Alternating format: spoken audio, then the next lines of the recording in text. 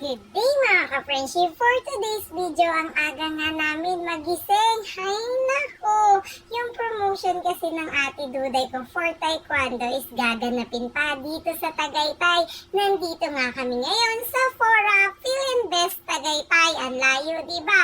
Tapos, ang call time nila is 7:30. Saktong 7:30 naman kami pumunta kaya ako'y kinabahan. Nakala ko'y late na kami. Nag-start din naman siya ng magnanay na at sa wakas, magsisimula na nga ang Ate Duday ko. Silang batch nga ang nauna dahil sila yung mga white belt.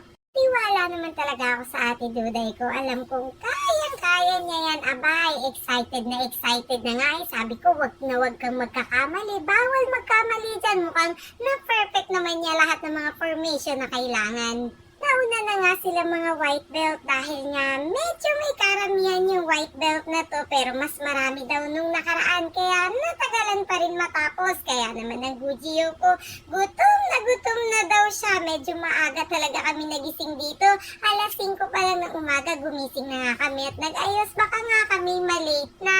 Dahil nga naghatid pa si Daddy yung sa palengke, nakaalis din kami ng bahay. Abay, alas 6 pasado na rin naman. Pero sakto din naman nakarating kami dito ng 7:30. Buti wala pa masyadong traffic.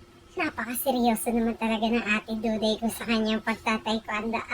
Pero mukhang ang Gujiyo ko, ipatatapusin ko na lang yung session niya ngayon. Mukhang nangihina na habang tumatagal. Mukhang hindi talaga ito ang gusto niya.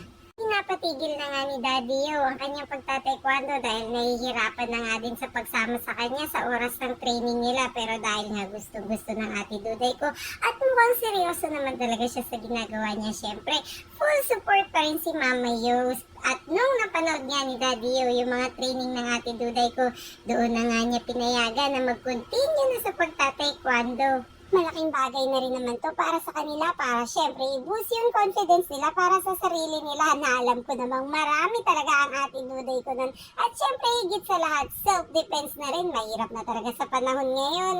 Siyempre, sasamahan ko ang Ate Duday ko hanggat kaya. Mukha namang caring-carry pa. Kayang-kaya pa namin ni Baby na samahan lagi ang Ate Duday ko sa mga training niya. Mahirap lang talaga kapag malalayo, lalo na pag gising ng umaga. Ay, nangihina talaga ako kasi lagi nga akong puyat sa gabi at madaling araw. Kaya pag gumigising ng maaga, ay puyat na puyat ang lola mo.